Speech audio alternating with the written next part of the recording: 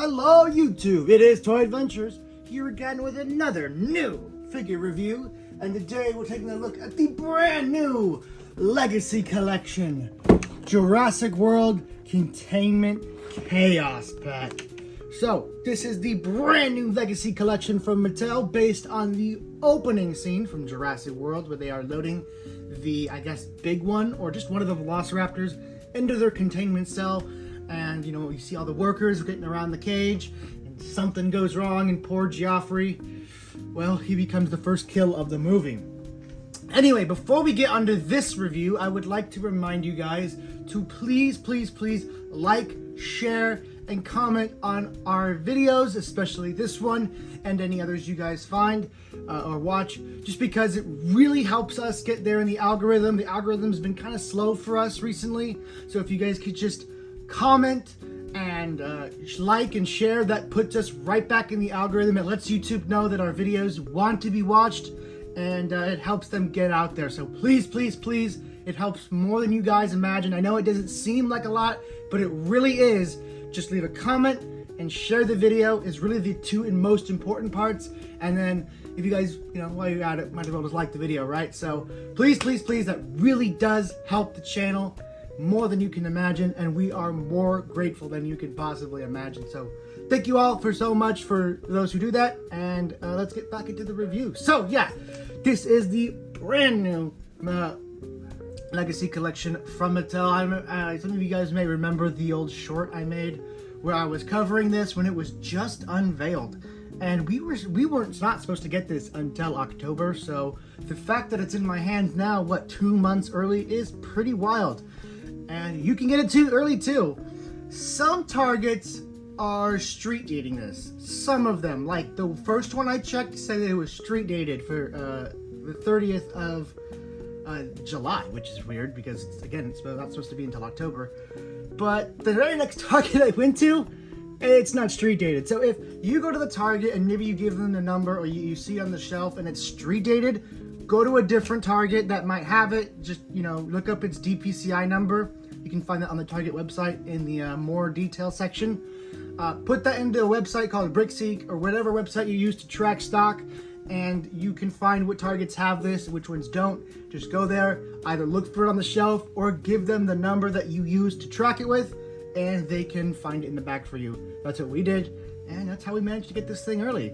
That's how we managed to get a lot of things early, by the way. The DPCI number is pretty much the magic number at Target. If you have that number, you can have someone get it for you in the back because they know exactly what product it is, exactly where it is. You can't say, hey, can you get me the Velociraptor Containment Chaos Pack from Jurassic World Legacy Collection? They're not going to know what you're talking about. You have to give them the DPCI number. Once again, you can find that on the Target website under the more detailed section on the product listing page. So, all that techno whiz jargon out of the way, let's get onto the actual toy, taking a look at the box. The box on this thing is really cool. You have a really nice graphic of the front of the Velociraptor paddock right there, and then you have the open window design showing us Muldoon. I guess that's Geoffrey, or just a African-American worker, and then a Caucasian worker, so you have a bit of diversity in your, you know, employment. And then, of course, you get the Velociraptor and you get some gear.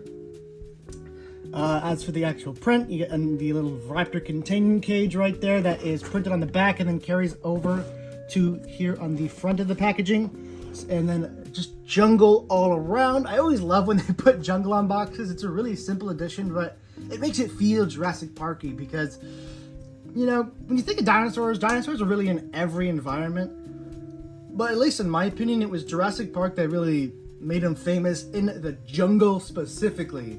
Because, I mean, dinosaurs existed in the desert, they existed on the beach, in the forest, in the plains, in the prairies, everywhere should be fitting for a dinosaur. But Jurassic Park really made it the jungle's business to have dinosaurs in it. So that's why I love whenever they put jungle on it, because it makes me think of Jurassic Park. So that's it for the front of the box. Taking a look at the side, you can see what you get in the box. You get a glow-in-the-dark eye. So yes, this raptor's eye can glow in the dark, so you can see it through the cage, kind of like the opening scene of the movie. And then you get the 2 workers, some gear for them to gear up with, and you get Robert Muldoon. So you get quite a bit in this action-packed little set. And this is definitely one that I can imagine buying at least 2 more times just to build up those workers. And the free Muldoons can be used in customs. I actually might be using this Muldoon right here to make a custom, what's his name? Nigel Marvin. For those of you who are old school dinosaur fans, I might be turning him into Nigel Marvin just because, well, there is no Nigel Marvin figures and I don't think I can live in a world with no Nigel Marvin figures. So I might have to make one myself. Anyway, side of the box, nothing really special. So that's pretty much it for the box on this thing. Let's go ahead and get this Raptor containment. Break it out. So here you get everything in the box. You have the rest of the construction for the cage, 2 tactical vests, 1 set of knee pads, 1 Spas 12, 1 stun rod, 2 little walkie-talkies, and a handheld floodlight. So really cool accessories. I don't know why they don't give you knee pads for both characters, or for that matter, stun rods for both characters. Another kind of glaring omission is, and it's a little more understandable for the addition of this, but they should technically be coming with M16A1, M16 M1A2s, just because they were armed with those in that scene, the M16 rifles. And I know you're gonna say, oh, but they're guns, they included a Spas 12 gauge semi-automatic shotgun. That is a real gun, okay? They're not afraid of including guns. They just didn't include the M16 M1A2s that, you know, the guards were armed with.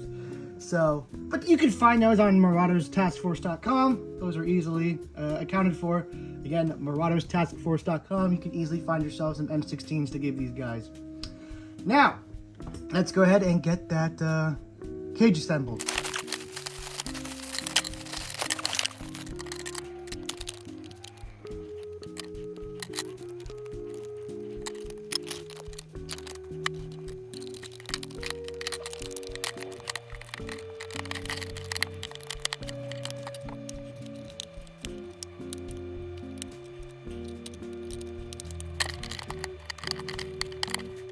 Ta-da! Here is the Raptor containment cage, looking absolutely fantastic. This is another reason why buying multiples of the set would be nice, just to get these containment cages.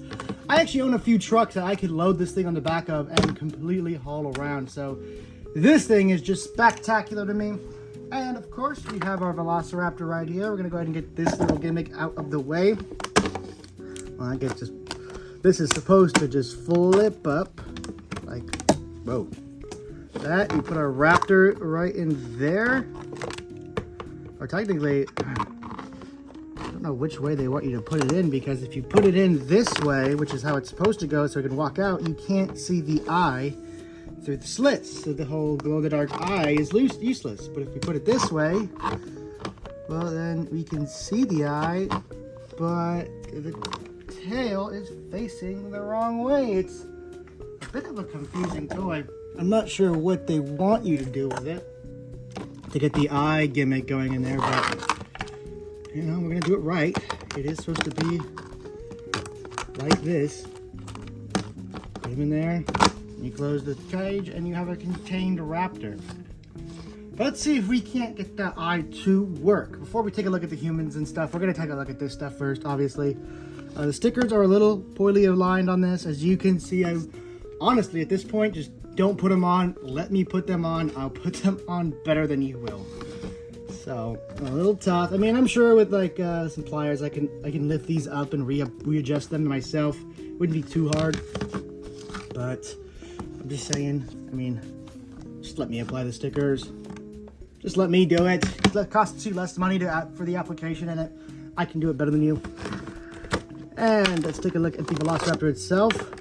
This is just really, you know, cage. It is a nice prop to have from the movie.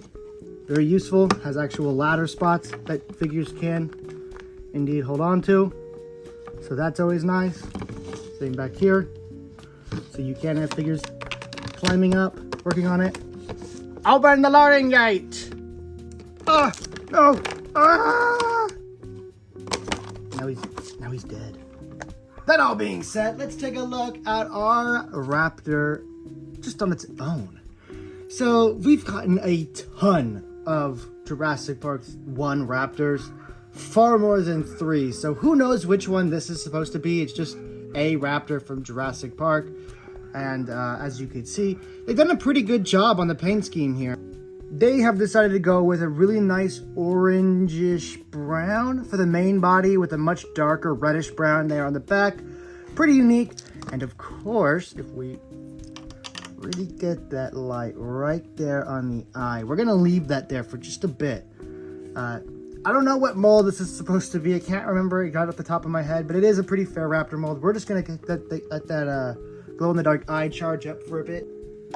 So, now that we've let that charge up a bit, we're just going to turn off the lights and, ooh, look at that. It works perfectly. And it came up really well on the camera. I'm actually quite shocked. And it is slowly fading away as the seconds tick by. But you guys can see right there, the lights on this thing absolutely do work. Or at least the glow-in-the-dark eyes absolutely do work. So if you really got those nice and charged up and you put it to where it could display perfectly in there, you could get the raptor to have its eye glowing in the dark through the containment cell. In fact, why don't we just attempt that, huh? All right, so we've had it charging up for just a little bit, and now we're going to, haha, look at that. Perfect. There's my little demonstration for you guys of what you're supposed to do with this little glow-in-the-dark eye. And it doesn't last long, but it is a damn cool gimmick. And for a picture, that would be really cool. So I really, really like that little... They didn't have to make the eye glow in the dark, but they knew there was a scene, and they came up with a way to get that scene effectively done. And I am so happy. This is the kind of creativity that makes toy companies. So, really, really cool gimmick there. I love that. Now let's finally take a look at the human, starting off with, I guess, who's supposed to be Joffrey, or just an African-American worker. Interestingly enough, it kind of looks like the shade of his face is much darker than the shade of skin color for the rest of his body. Really strange. He has a really dark head and then kind of a lighter skin color for the rest of his, arms and neck. No paint on the boots. I'm definitely going to go in and paint those myself so they have more color definition. But as for the outfit, this is a great, just generic worker's body. You have the jumpsuit that they wear with the Jurassic Park logo. I've had really bad printing issues with this set for me. As you can see, if I can get it to really focus good, the helmet is not aligned at all. The helmet printing. You can see you can see where like the imprint on the helmet is made for the Jurassic Park logo and where the print actually meets it. Not very good at all. But that's not even the worst of the printing on this set, and we'll get to that in a bit. So just a pretty good generic base figure mold for Mattel, for these workers. Take a look at the other one here. He looks a little better with his printing application. His eyes are screwed up. Yeah, the QC on this particular set of mine has been pretty bad. Like, look at how bad those eyes are. It's almost a requirement I get 2 of these just to get one that looks actually proper. But still, really useful little worker bodies. I almost wish they didn't give you Muldoon at all. They just give you a third one. Just because we don't need Muldoon. We've had Muldoon in quite a few sets now. We really don't need another Muldoon.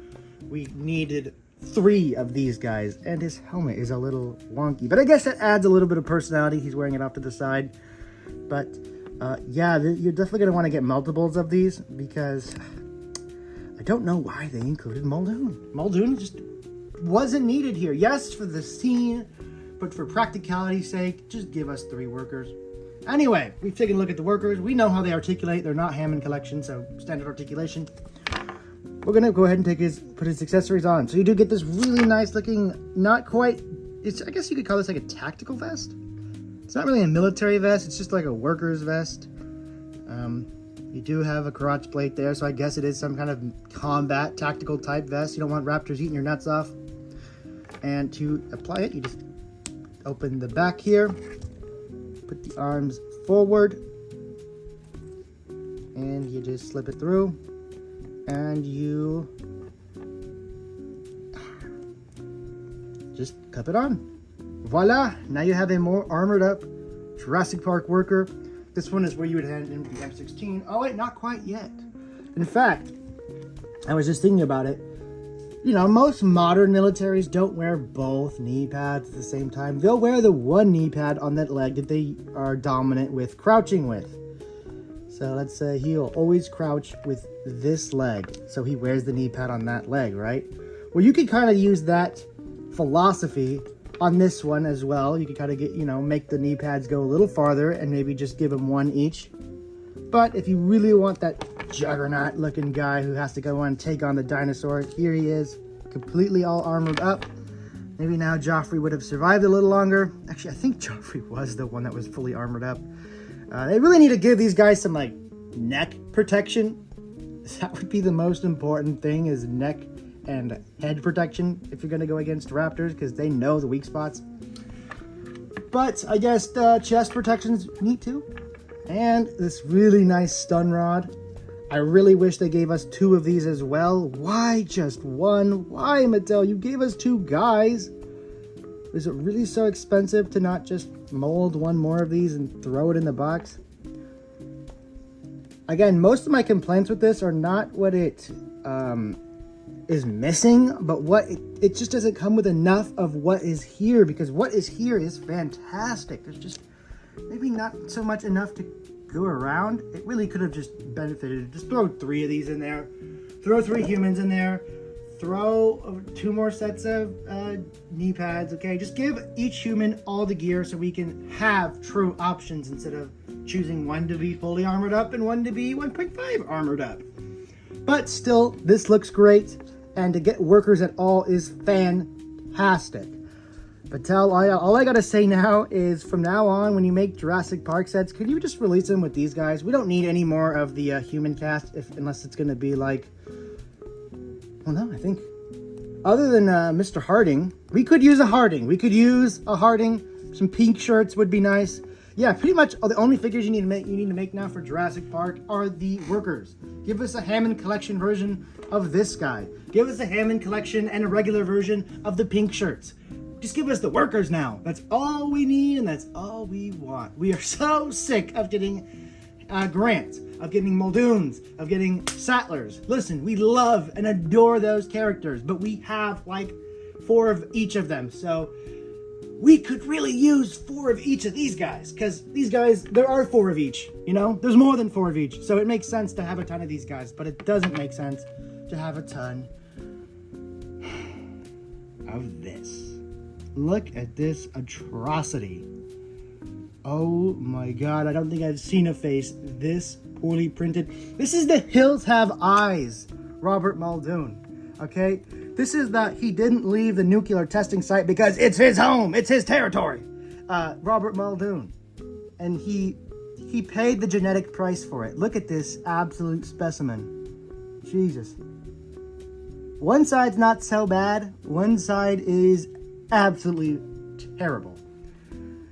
Oh man, I don't know what it is with Mattel's QC on this specific set. And it's a set that we want multiples of. I can't decide if that excuses it or makes it worse. Because it's like, on one hand, you buy multiples so you get another chance of getting a good one. So it's not like if you buy your one, you know, iconic one, and if it's screwed up, you got to buy multiples because you don't want it looking like that. Or it's like, you have to buy multiples, and it's just constantly a higher chance of you getting more and more screwed up guys. Because I don't know if the QC is bad on this set in general, or I just got extremely unlucky with my particular specimen. Anyway, taking a look at the other accessories you are given in this set. You're given a little handheld walkie-talkie. I don't think it actually attaches to the vest anywhere. So I'm gonna be like, hey, you know that raptor, how it's supposed to be in the cage? It's not. So really nice. Ooh, really hit the camera there. Whoops. You could also give them the shotgun, I guess. We all know who it's supposed to go to, but I'm gonna be honest. for most people who buy this set, this guy is just getting tossed into oblivion. He's not relevant. I'm not going to go look for that, by the way. I'm genuinely going to let that guy stay lost forever because of his face. I just don't want to look at him again. I have plenty of Muldoons. He can stay back there forever, for all I care. So, that's pretty much really all there is to say. These are just a bunch of different accessories that can be held. The vests go on super easy. You choose how they look, and you get a raptor pin. That is pretty much it for this set. There's nothing really, else to say other than you get really nice Jurassic Park workers and the nice containment gate. What you're looking at right now is pretty much the highlight of the set. The Velociraptor and Muldoon are neat. Muldoon's probably the least interesting part of this set. The Raptor is saved by its glow-in-the-dark eye, which I have to admit really saves it. That is really cool. The Raptor cage is, of course, a must-have. This thing is so useful for not just raptors, but just the small to medium dinosaurs in general. It fits on a lot of toy trucks on the back bed of it, so it could, really integrate well. The workers are, of course, iconic and extremely important. These guys we've needed for so long, and the fact that we're finally getting them is wonderful. This is a set that I can see Mattel making a lot of money on, because the second this hits clearance, if it ever gets the chance to hit clearance, it's gonna be bought out so quick. With the other ones, the only thing that saved, like the Sarah Harding set and some of the other sets, I think is maybe the dinosaurs. People wanted more raptors when they go on clearance, or the Jeeps. But no one's buying those on clearance to get a bunch of Ellies, or to get a bunch of, well, I guess even the Raptor is kind of just basic. It's really just the car saving those lives. But with this set, people will buy multiples, whether it's on clearance or not, just to get more workers. And I will be in that same exact boat, because I want a ton of these workers. Oh, wait a minute. I said there was no spot for the radio, but I lied, because there's actually this pouch right here on the back. So I did fib a bit. There is actually radio storage on these guys, which is really cool. So you actually can store some accessories, and you can kind of see it from the front. It does add a bit more of that really geared up look, that really prepared look that I love so much. So that's actually just an extra point. So with all that being said, that's pretty much all there really is to be said about this thing. Is this thing glow in the dark? No. I thought the light maybe was glow in the dark too. You get the workers, the gear, shotgun, and a stun rod, the cage, the raptor, Muldoon. You get pretty much everything you're going to need to really recreate that opening scene, of course, except for the M16, but that is just the way the cookie crumbles with guns, especially with Mattel. They're not really fans of making military weapons, but I'm going to give this set a 9 out of 10. It is a fantastic idea from Mattel, and it is a fantastic execution. I'm going to go on the whim and say mine is just a bad example, and hope that you guys get much better prints. Anyway, guys, that is pretty much it for this review. Thank you all so much for watching. This has been Toy Adventures, and I'll catch you guys in the next one. Peace!